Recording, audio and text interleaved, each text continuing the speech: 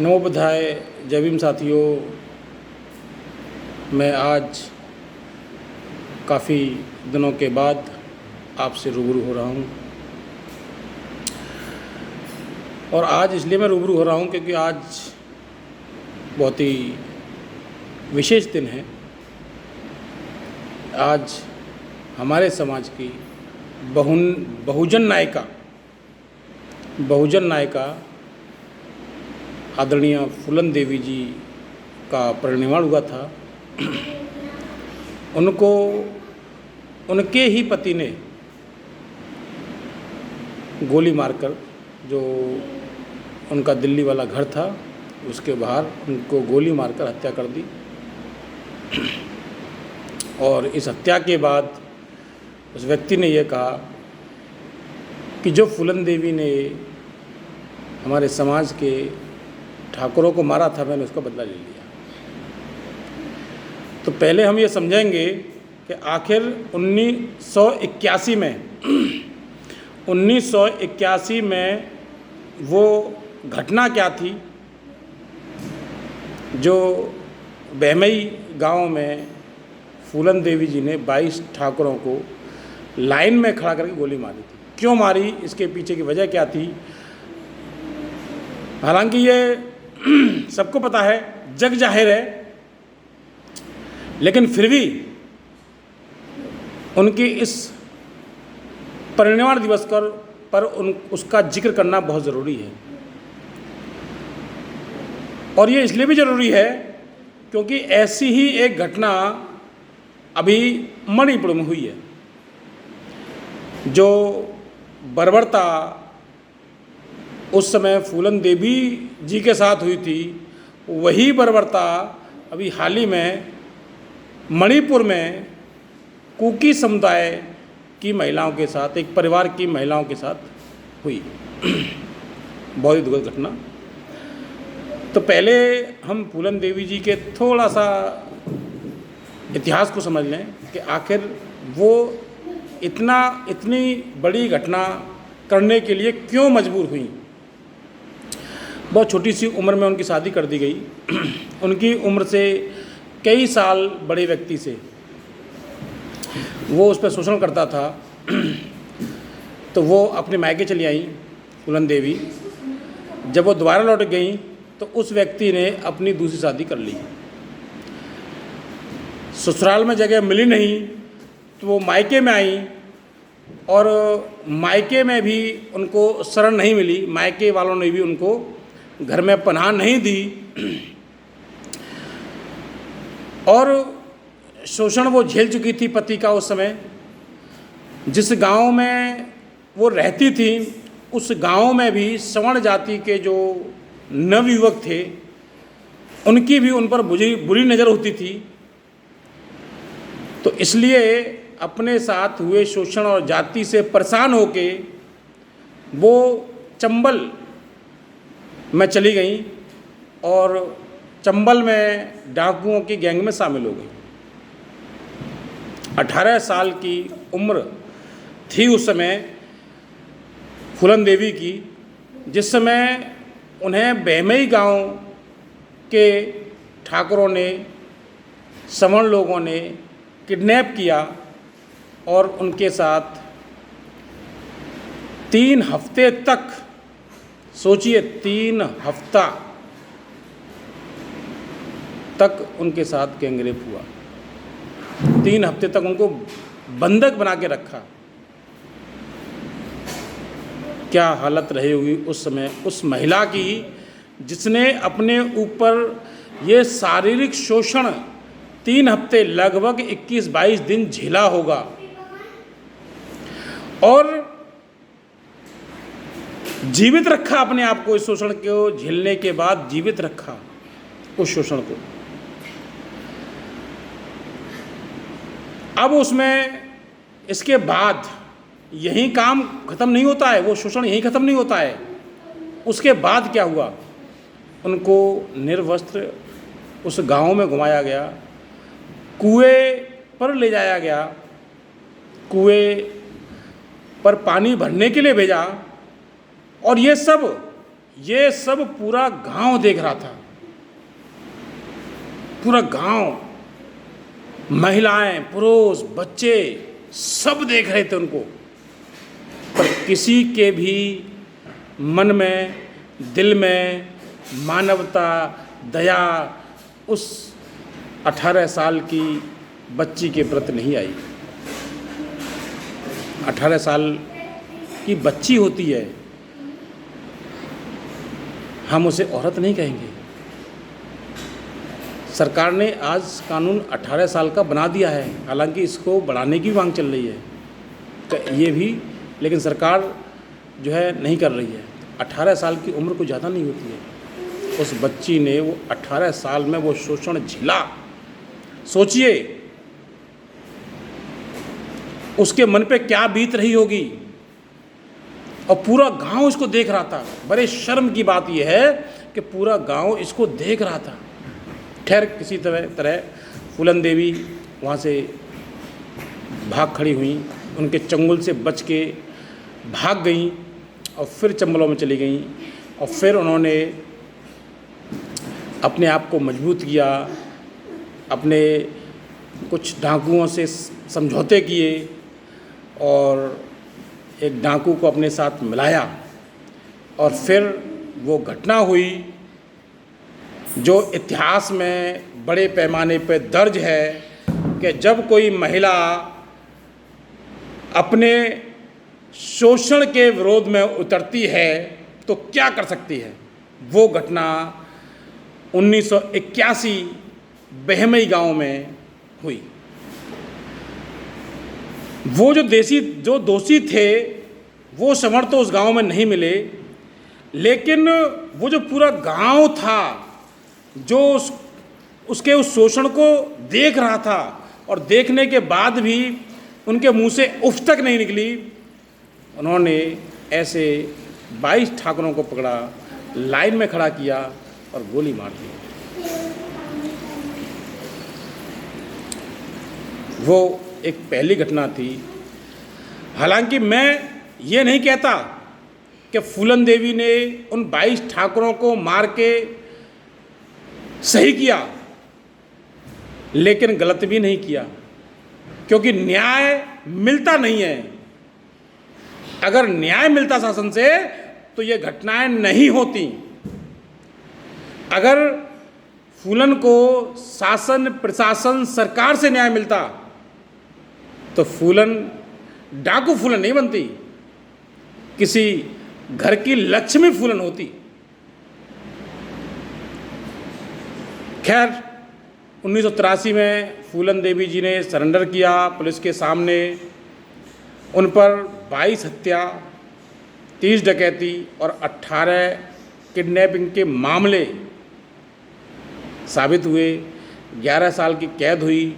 11 साल की सज़ा काटने के बाद वो जेल से बाहर आईं, सपा सरकार में शामिल हुई, सपा सरकार से सांसद बनी, फिर उन्होंने शादी भी की। और देखिए संयोग की बात कि शादी भी ठाकुर जाति में की, जिस जाति ने उनका शोषण किया उसी जाति में शादी की, और फिर भी उनके साथ धोखा ही हुआ। फिर भी उस व्यक्ति ने उनके साथ धोखा ही किया, लास्ट में उनको गोली मार दी। अब मैं इसी तरह की दूसरी घटना पर आता हूँ। बात है खैर लांजी गांव की। खैर लांजी गांव सन 2006 की घटना है। 29 सितंबर 2006 को लगभग 70 लोग एक महिला, खैर लांजी गांव में की रहने वाली एक महिला, जो कि उसका नाम था सुरेखा मांगेलाल बौद्ध, वो उसके घर में जाते हैं और वहाँ पर केवल सुरेखा के बच्चे थे, मतलब बेटी थी और बेटा था, और कोई नहीं था। उनके जो पति थे भैयालाल बौद्ध जी, वो काम पर गए थे। उन 70 लोगों ने उस महिला सुरेखा मांगेलाल बौद्ध और उसके बच्चे दोनों को सरेआम नंगा किया और गांव में घुमाया, पूरे गांव में उनको घुमाया, गाड़ी से, बैलगाड़ी से बांध दिया। और जो उनका बेटा था सुधीर, उनकी बेटी थी जो है, उनको भी पीटा, बुरी तरह पीटा, और फिर माँ के साथ और बहन के साथ रेप किया। सोचिए कैसी दर्दनाक और भीभत्स मैं घटना का जिक्र कर रहा हूँ आज के दिन। इस घटना को बताते हुए मुझे शर्म आ रही है। और उनको जान से मारा और उनकी लाश को वहीं पास में पड़ी सूखी नदी के पास फेंक दिया।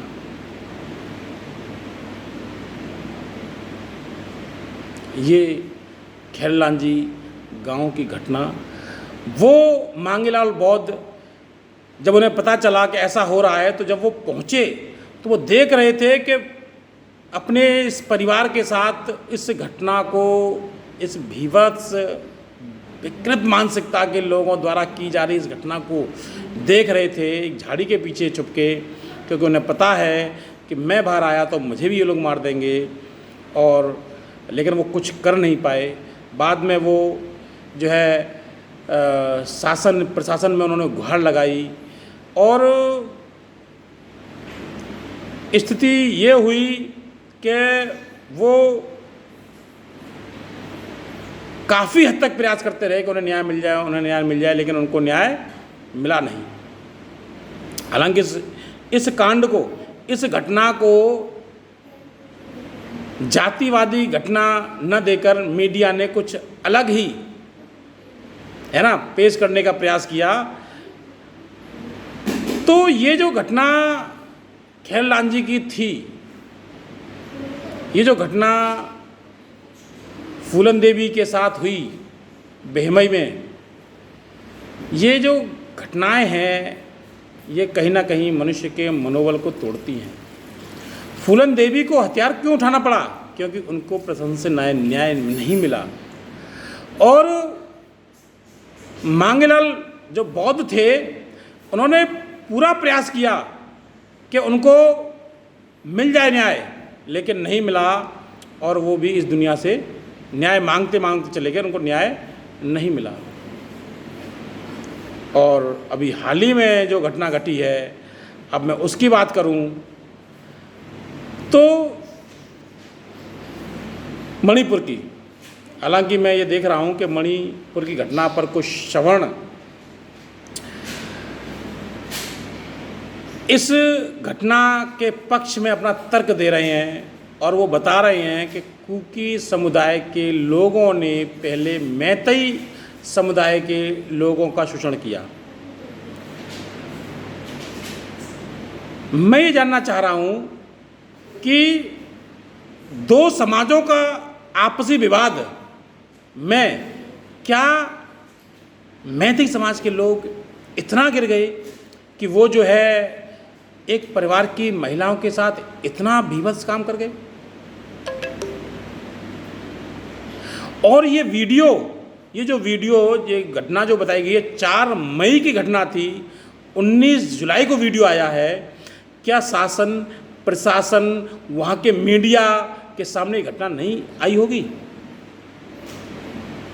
4 मई से 19 जुलाई तक 65-66 दिन बाद ये घटना सामने निकल के आई है, क्योंकि वहाँ का इंटरनेट बंद कर दिया गया था जहाँ भी कोई हिंसा भड़कती है। मणिपुर में हिंसा शुरू होने के कुछ दिन बाद यही घटना घटी और इस घटना को पूरी मीडिया ने दबा दिया, पूरे शासन प्रशासन ने दबा दिया, इस पर एक शब्द नहीं बोला। 4 मई से लेके 18 जुलाई तक ये घटना सामने नहीं आई। अगर नेट नहीं चलता, इंटरनेट द्वारा चालू नहीं होता या ये वीडियो मिस हो गया होता तो ये तो घटना कभी भी देश के सामने आती नहीं। और जब ये घटना देश के सामने आई तब हमारे देश की सरकारें सजग हुई, देश का मीडिया सजग हुआ, देश का जो न्यायालय वो सजग हुआ। क्यों भाई? ये तीनों घटनाओं की वजह थी कि ये लोग दलित जाति के थे, इसलिए इनको न्याय नहीं मिलता है। अगर ये सवर्ण जाति के होते तो इनको न्याय मिलता इनको। इसीलिए ये लोग अपने हाथों में हथियार उठाने को मजबूर होते हैं। जी हाँ, जातिवाद आज भी चरम पर है। लोग भले कहते रहे कि जातिवाद नहीं है, जातिवाद है, शोषण है। अब जो लोग शोषण की अति हो जाती है वो लोग विरोध में आ जाते हैं और फिर ऐसा कुछ कर जाते हैं कि उनका इतिहास में नाम दर्ज होता है, जैसे फूलन देवी ने किया। अगर भैया मांगेलाल बौद्ध ने अगर ऐसा किया होता तो उनका भी नाम इतिहास में दर्ज होता। खैरलाल जी घटना छुप नहीं जाती।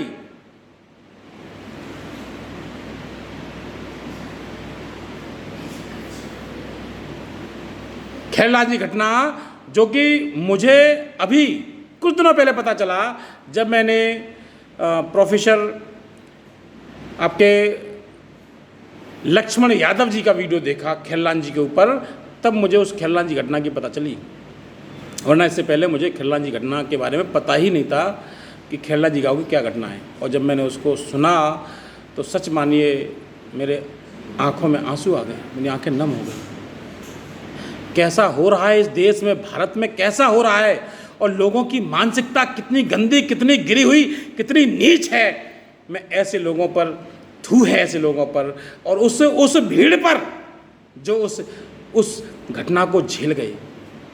उनके महिला, उनके बच्चे कैसे मानसिकता के होंगे और आगे वो क्या सीखेंगे, सोचिए।